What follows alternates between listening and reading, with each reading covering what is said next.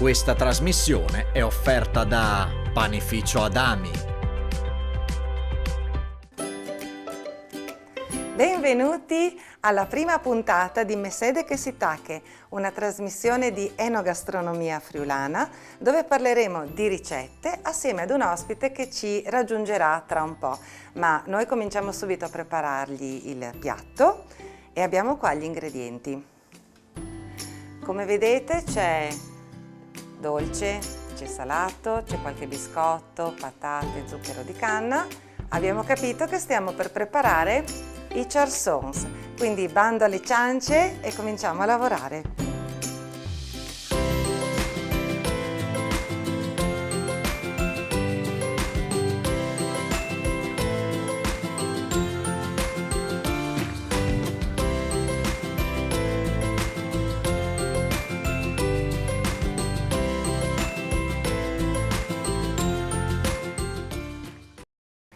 Quindi prima che arrivi l'ospite cominciamo subito a preparare i charsons. Cominceremo con due cose importanti: prepariamo l'impasto e mettiamo in ammollo l'uvetta, perché l'uvetta poi ci servirà morbida per fare il ripieno. Quindi mettiamo subito un po' di acqua tiepida nell'uvetta, la lasciamo lì a riposare.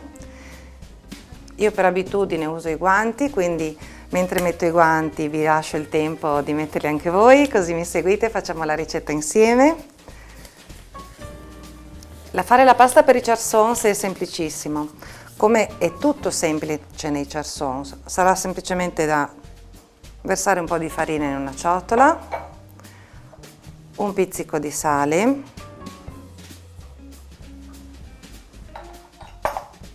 e poi versiamo acqua fin tanto che ne basta per creare un panetto morbido.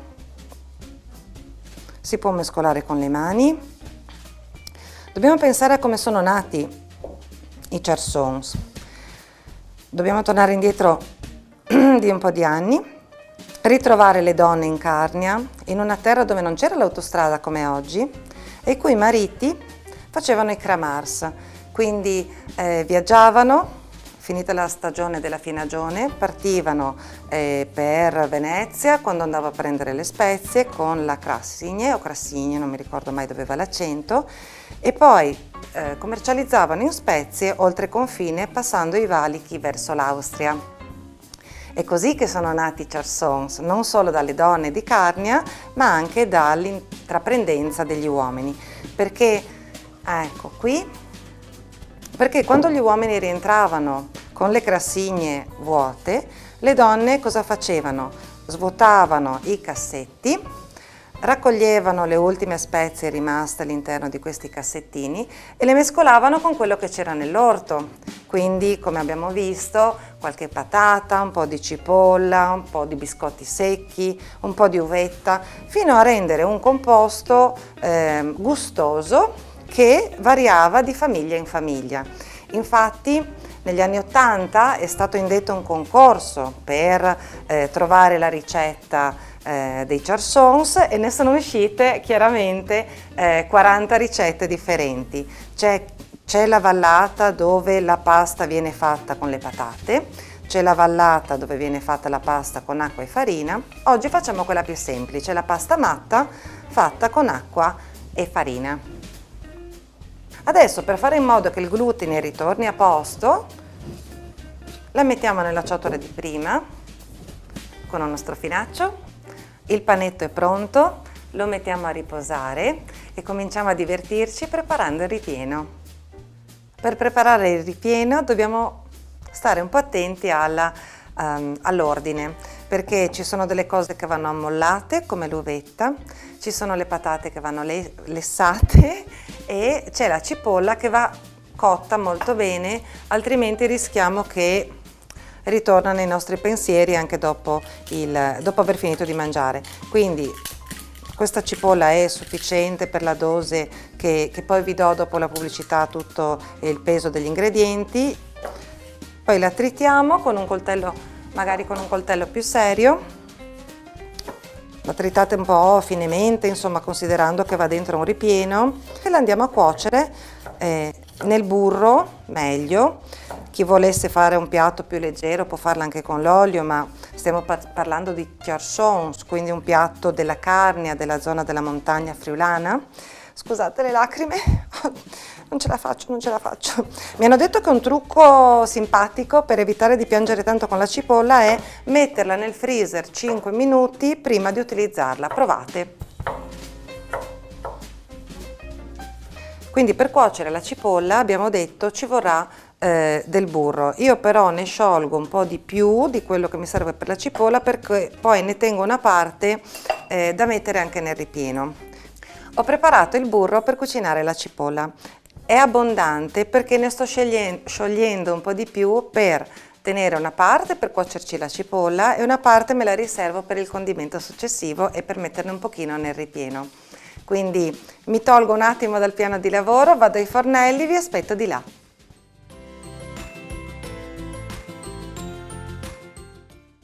Sciogliamo quasi tutto il burro, così una parte lo metterò in questa ciotolina che poi lo userò per il ripieno. In quello che rimane andrò a cuocere la cipolla con un po' di calma e un pizzichino di sale.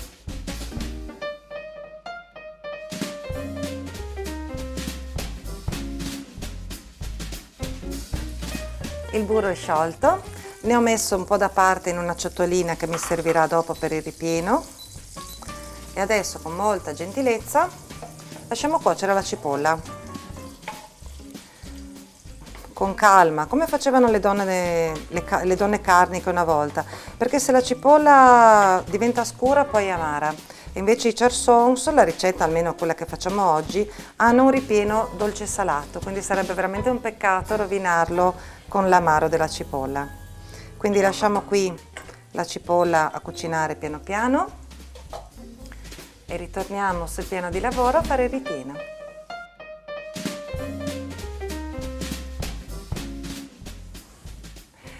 Ritorniamo quindi al piano di lavoro per fare il resto del ripieno. Per mia comodità io trovo facile lavorare con gli ingredienti già pesati e preparati sulla spianatoia. Ho messo qualche fogliolina di menta, il sale, la noce moscata, lo zucchero, l'uvetta ammollata, il burro fuso, le patate lessate, la cannella e un pochino di pepe. Cominciamo sbucciando le patate che ormai si sono raffreddate, quindi le sbucciamo, le schiacceremo con lo schiacciapatate classico e cominciamo a preparare il composto. Prendiamo quindi una ciotola,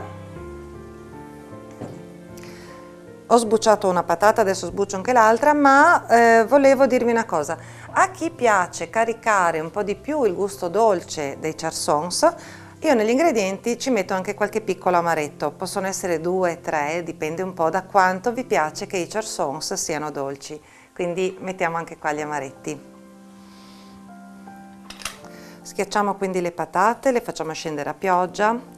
Qua è indifferente che siano calde o fredde, perché comunque adesso prepareremo tutti gli altri ingredienti e gli diamo il tempo comunque di raffreddarsi, quindi non fa testo, ecco, se le patate sono calde o fredde in questo momento. Adesso andrò a tagliuzzare l'uvetta. Per una questione di masticazione è piacevole anche che l'uvetta rimanga un po' spessa. È chiaro che se avete fretta, se siete più comode, mettete tutto in un frullatore e create un composto omogeneo. A me piace così rispettare un po' la tradizione o mantenere la tradizione e fare le cose anche manualmente. In realtà anch'io, se ho fretta, butto tutto nel frullatore e via. Vengono buoni lo stesso, è solo la sensazione di metterci amore nel piatto e così, di avere un collegamento, ecco, con la nostra storia del Friuli. La cipolla è quasi pronta, l'uvetta l'abbiamo sminuzzata, quindi andiamo a versare la cannella, il burro che abbiamo fuso precedentemente, lo zucchero. Io preferisco usare lo zucchero di canna, se avete quello bianco va bene anche quello bianco. Un pizzico di sale, le foglioline di menta tritata,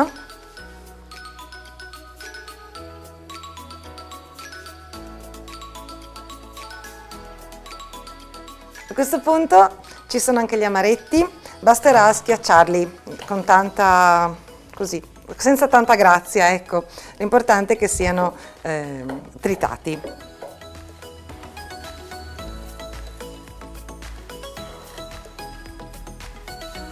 Anche perché poi mescolando vedrete si amalgama bene tutto. L'ultima cosa, una grattatina di noce moscata.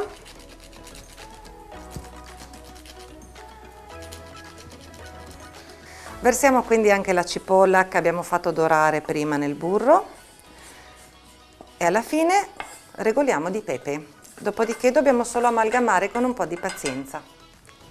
Se vi sembra che il composto sia un po' troppo morbido, perché magari le patate sono giovani e quindi hanno un carico d'acqua che non vi aspettavate, basta aggiungere un pochino di pangrattato. Ci sta bene anche qualche pezzettino di noce o anche qualche pinolo, un po' va a gusto. Questa è la mia ricetta preferita. Rivediamo, speriamo che la pasta sia venuta bene, perché la pasta a volte è un'incognita, dipende un po' dal tempo, dal clima, dall'umidità. Oggi è andata. Diciamo che deve uscire un panetto liscio, come quando da piccole usavamo quelle plastiline, come si chiamano, tipo il pongo, e deve essere liscio. La mia porzione di panetto da lavorare è pronta, vado a spolverare un po' sia la spianatoia che la pasta con un pizzico di farina, in modo da lavorarla tranquillamente. Anche il mattarello lo passo sulla farina, pronti via. Un consiglio che mi hanno dato, mi davano le nonne, di non lavorare mai la pasta fino al bordo, ma di lavorarla sempre nella parte centrale, così, ruotarla spesso, in modo che si distribuisce più comodamente, più facilmente e il bordo non è più sottile della parte centrale. E a volte è importante usare i trucchi delle nonne perché ci semplificano la vita, semplicemente. Mentre stendete la pasta, io adesso ne ho usata una porzione piccola così per farvi vedere anche in favore di telecamera, noterete che mantiene una bella elasticità, non si spacca facilmente e è bello farla sottile, di modo che quando andate poi a comporre il charson mantiene al boccone, è proprio molto gradevole. Adesso faccio un primo modello con la forma quadrata, taglieremo dei riquadri. Per sigillare i bordi è cosa buona inumidire appunto il bordo della pasta con un uovo semplicemente un po' sbattuto, che era uno degli ingredienti che io mi ero messa lì nell'immagine dell'inizio. Sbattiamo l'uovo come si fa di solito e poi con un piccolo pennellino bagneremo i bordi per sigillare bene i charsons. Se siete golosi come me, farete i charsons grandi. Con questa misura di pasta ne faccio 4. Quindi vado a tagliare in 4 parti, prendo un po' di impasto, ne faccio una pallina, così, spennello il bordo, non troppo perché altrimenti rischiate che durante la cottura comunque esce e vi altera un pochino il sapore. Prendiamo gli angoli opposti, li uniamo in alto al centro, prendiamo gli altri angoli, li portiamo al centro e pizzichiamo i lati per unire il charson. Se invece preferite averlo di un'altra forma, a cappellino di prete così chiamate, usiamo un coppa pasta, un bicchiere, quello che sto usando io è da 6,5 cm, tagliamo la pasta, rifacciamo una piccola, tristissima porzione di ripieno, questo è il motivo per cui io preferisco farli quadrati, pennelliamo il bordo nello stesso modo, quindi andiamo a inumidire leggermente il bordo e poi per fare il cappellino di prete Basterà tenere un po' il ripieno, cominciamo a chiudere il bordo da un lato. Quando siamo circa a metà chersons, solleviamo l'altro lembo, lo chiudiamo al centro e chiudiamo i lati così. Un'altra delle forme tradizionali dei chersons è su base tonda, quindi con il coppapasta o con il bicchiere, mettendoci sempre un po' di ripieno. Io dico un po', secondo me non ce n'è mai abbastanza, poi vedete voi. Inumidiamo i bordi. Questo è facilissimo, basta cominciare a chiudere da un lato, regolando il ripieno in modo che non esca, facendo un raviolo quasi tradizionale, una mezzaluna. Adesso io continuo a preparare gli altri, oggi li farò a cappellino di prete perché tra pochi minuti dovrebbe arrivare la mia ospite e preferirei farglieli trovare quasi pronti. È invece già arrivata, torno subito. Arrivo. Buongiorno. Buongiorno Tiziana. Luana, Ciao. benvenuta nella mia cucina. Grazie. Vieni, sono un po' in ritardo. Che profumo. Prego. Vieni, accomodati. Stavo finendo di prepararti i chersons, quelli che mi hai chiesto. Che meraviglia. Posso? Mamma. Bravissima Tiziana. Sono profumati? Non vedo l'ora. Guarda, adesso finisco di prepararli, ma prima vorrei farti qualche domanda. Va bene. Adesso ci prendiamo una brevissima pausa, facciamo riposare Luana Schweitzer che è arrivata dal Trentino e tra poco vi do gli ingredienti di questa ricetta.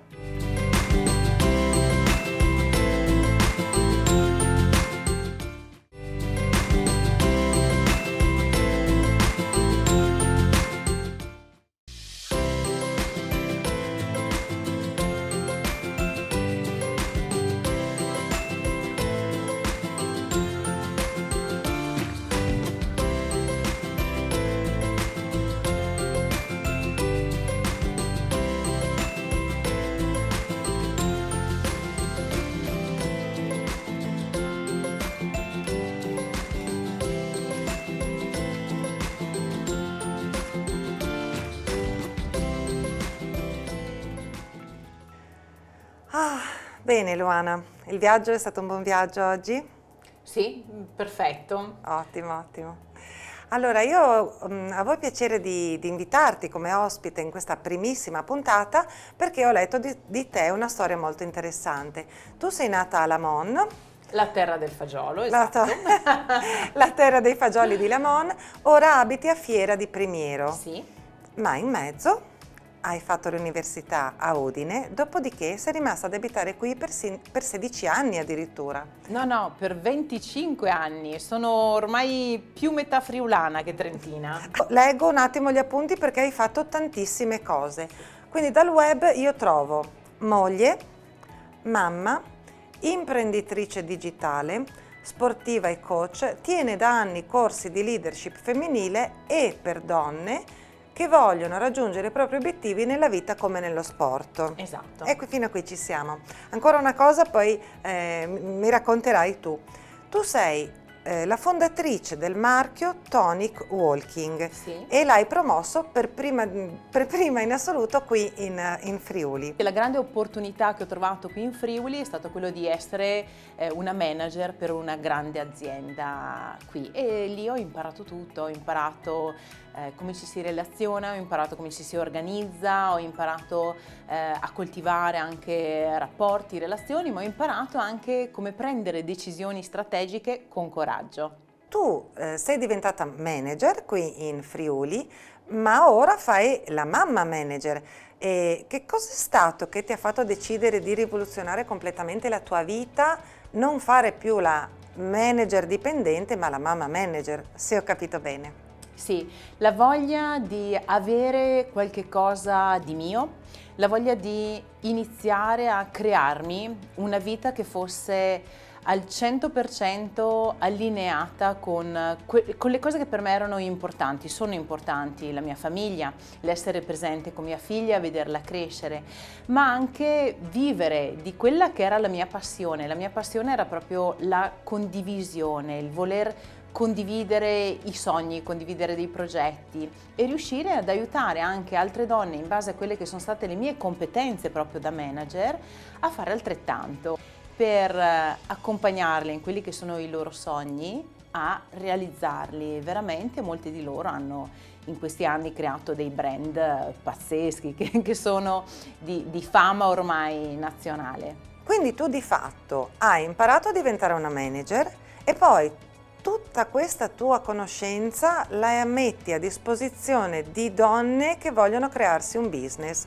È così che intendi proprio business, non so come spiegarmi, rendere un business la propria vita, quindi questo esatto, Okay. Stai arrivando vicino al mio claim che è business your life, cioè businessizza la tua vita. So che è un inglesismo un po' italianizzato, ma a me interessa che arrivi proprio questo concetto.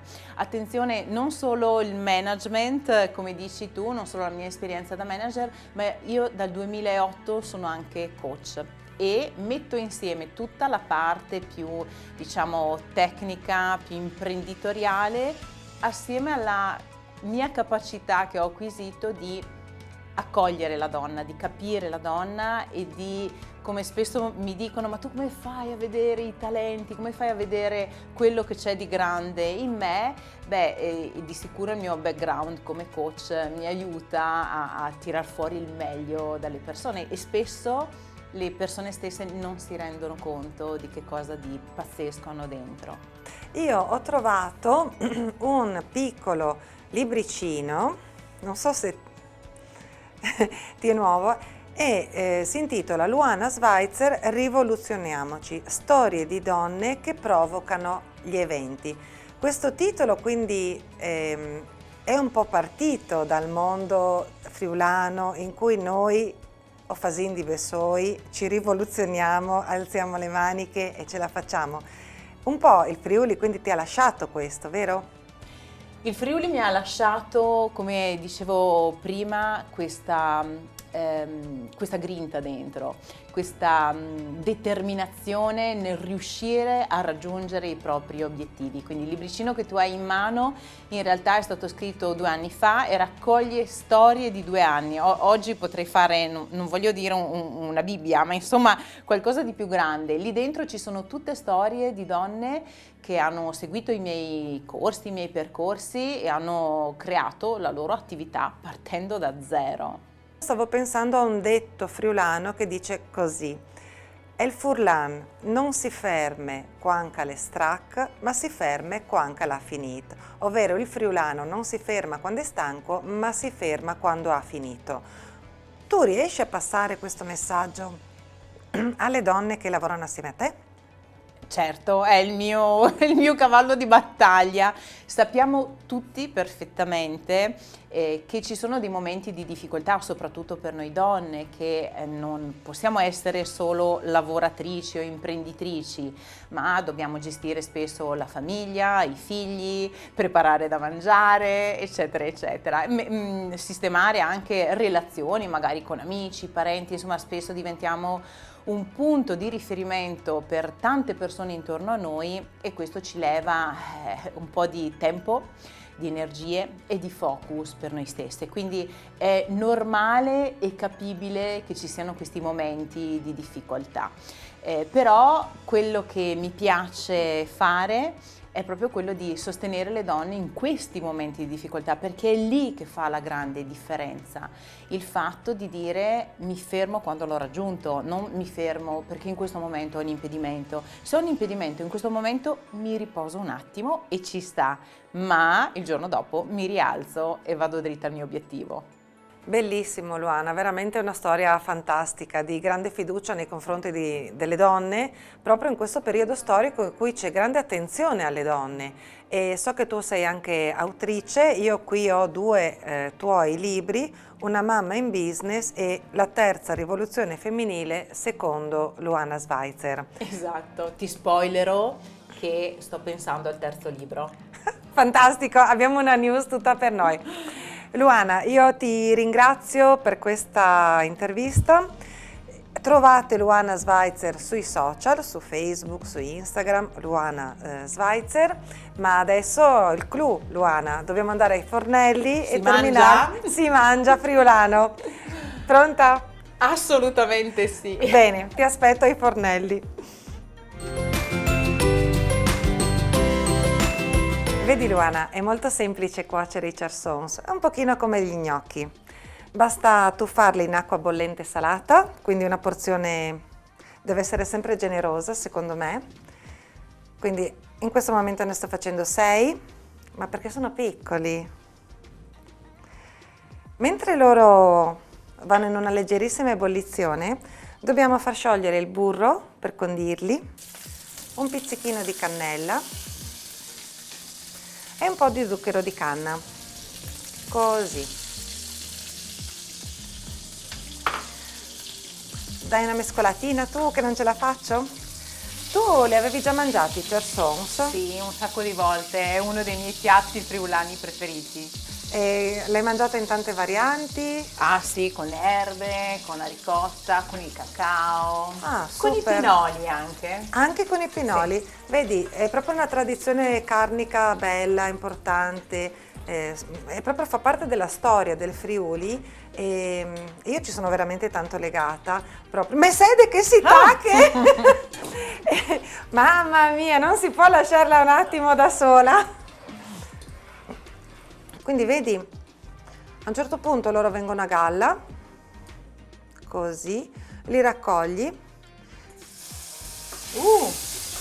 spegni tutto e li fai andare nel loro condimento. Non vedo l'ora di assaggiarli. Vedi Luana, a questo punto si sono insaporiti, basterà impiattarli. Ci vuole una grattugiata di ricotta affumicata. Ah, il profumo è fantastico.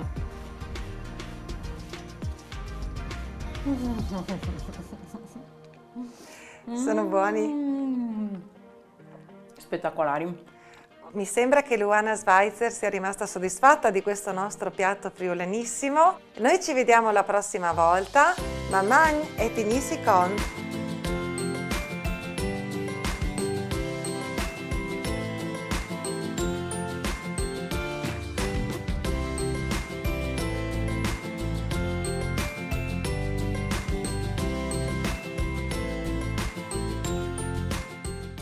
Questa trasmissione è stata offerta da Panificio Adami.